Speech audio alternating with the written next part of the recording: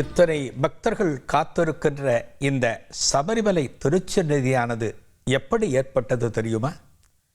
சபரிமலையிலே ஐயப்பன் திருச்சந்நிதியை நாம் தரிசிக்கிறோம். ஒரு சில வினாடிகள் மட்டுமே ஐயப்பனுக்கு முன்னால் நிற்க முடியும். இந்த மணிகண்டன் ஆகப்பட்ட சபரிமலை ஐயப்பன் புலிப்பாலுக்காக புலிகளோடு பந்தட அரண்மனைக்கு வந்து அத்தனை புலிகளையும் அங்கே விட்டுவிட்ட பிறகுதான் தெரிகிறது இந்த மணிகண்டன் சாதாரணப்பட்டவன் அல்ல, இறை அவதாரம் என்று. அந்த மணிகண்டன் அங்கிருந்து புறப்ப முற்படுகிறான். அதாவது, எனது நோக்கம் நிறைவேறிவிட்டது, எனது அவதாரம், அதாவது மகிழ்ச்சியை சம்ஹாரம் செய்த பிறகு எனது அவதாரம் பூர்த்தியாகப் போகிறது, நான் கிளம்புகிறேன் என்று புறப்படுகிற போது மன்னன் ராஜசேகரன் கேட்கிறானாம், இனி நான் உன்னை எப்போது தரிசனம் செய்வேன், எப்படி தரிசனம் செய்வேன் என்று கேட்கிறான். அப்போது சொல்கிறான் மணிகண்டன், ஒரு இடத்திலே இந்த மலையிலே ஒரு சரமானது எனது வில்லிலிருந்து புறப்பட்டு குத்தப்பட்டிருக்கும். அந்த அம்பு எந்த இடத்தில் காணப்படுகிறதோ அந்த இடத்திலே எனக்கான ஆலயத்தை கட்டு என்று மணிகண்டன் சொல்லி, அந்த இடம்தான் இன்றைக்கு நாம் தரிசிக்கின்ற சபரிமலை. ஆலயம் கட்டுவதற்காக தேவலோக சிற்பியான விஸ்வகர்மா வந்தார். ஐயப்பன் திருவடிவை வடிப்பதற்காக பரசுராமர் வந்தார். இந்த பரசுராமர் மட்டும் கேரளாவிலே சுமார் 18 இடங்களில் ஐயப்பனை ஸ்தாபித்ததாக சொல்லப்படுவதுண்டு. இந்த கேரள பூமியே பரசுராம கஷேத்திரம் என்று சொல்லப்படுவதுண்டு. அப்படி அமைந்த ஐயப்பனைத்தான் என்று தரிசிப்பதற்காக இன்றைய அற்புதமான தினத்திலே ஒரு மகரஜோதி தரிசனம் பெறுவதற்காக, திருவாபரண கோலத்திலே தரிசிப்பதற்காக இத்தனை பக்தர்களும் காத்து கொண்டிருக்கிறார்கள். இந்த நேரத்திலே இவர்கள் 18ஆம் படி ஏற முடியாது. இந்த சபரிமலையிலே மிகவும் புனிதமான இடம் என்று சொல்லப்படுகின்ற பல இடங்களுள் 18ஆம் படியும் ஒன்று. அந்த 18ஆம் படி ஏறித்தான், இருமுடியோடு ஏறித்தான் ஐயப்பனை நாம் தரிசிக்க முடியும். அந்த 18 படிகளிலும் ஒவ்வொரு தேவதை குடிகொண்டிருக்கிற காரணத்தினாலே அங்கே படி பூஜை என்பது விசேஷம். அந்த படி பூஜையோடு புஷ்பாபிஷேகமும் அந்த படிகளுக்கு விசேஷமாக நடைபெறும்.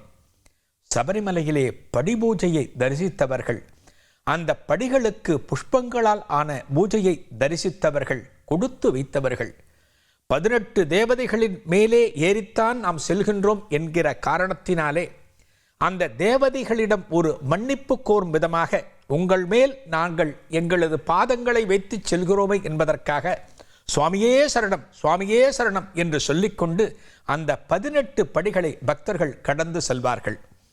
இந்த 18 படிகள் ஏறித்தான் ஐயப்பன் ஆகப்பட்டவன் திருச்சந்நிதியிலே குடிகொண்டிருக்கிறான். ஒரு ஞானபீடம் ஏறுவதற்காக, ஒரு 12 வயது பாலகன் ஏறுவதற்காக, அவன் அத்தனை சுலபத்திலே ஏற முடியாது என்பதற்காக படிகளாக மாறினார்கள் 18 தேவதைகள். இந்த 18 படிகள்தான் இந்த சபரிமலையிலே மிகவும் புனிதமானது. அந்த படிகளிலே ஏறுகிற போது நமக்கு எந்த விதமான துர்சிந்தனையும் வந்துவிடக்கூடாது. ஐயப்பனை தவிர வேறு எதையும் நாம் மனதாலும் நினைத்து விடக்கூடாது. அத்தனை புனிதமான இடத்தை நாம் கடந்து செல்கிற போது எப்பேற்பட்ட பேரானது நமக்கு வாய்த்திருக்கிறது என்று நினைத்து ஐயப்பனை மட்டுமே துதித்து செல்ல வேண்டும். இந்த 18 படிகளுக்கு உண்டான சிறப்புகள் ஏராளம். இதோ அந்த மலையை காண்கிறோம். இந்த மேற்கு தொடர்ச்சி மலைதான் இந்த சபரிமலையில் சிறப்பு.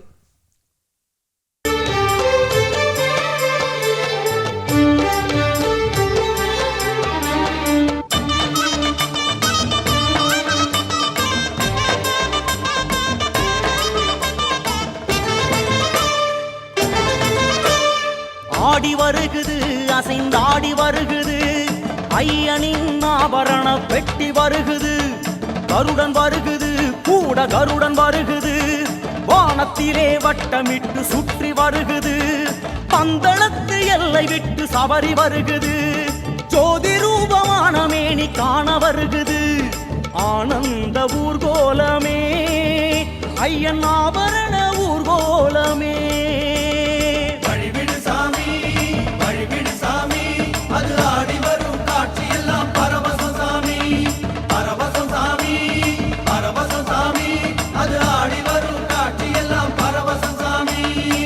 ஆடி வருகுது அசைந்தாடி வருகுது ஐயனின் ஆபரண பெட்டி வருகுது